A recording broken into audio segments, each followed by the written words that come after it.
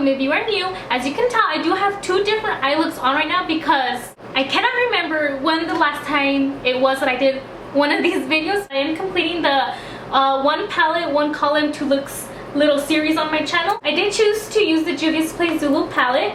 Back, I think it was like in February, I did the first column, and then I think it was March that I did the second column, and then finally now, after I don't know how many months, I'm finally doing the last column of this palette. Those of you who haven't seen my other videos using the first two columns, I will leave them down in the description so you can go check them out. I only restrict myself to those specific colors. So for this look, I restricted myself to this like brownish orange. It's like a really warm tone brown, this little turquoisey aqua-ish shimmer color, and this purple. One of them is definitely a lot more bold, colorful, dramatic, like out there, and the other eye is a lot more everyday wearable with like a pop of color. So I hope you guys enjoy this. If you want to see how I got these two looks, then keep on watching.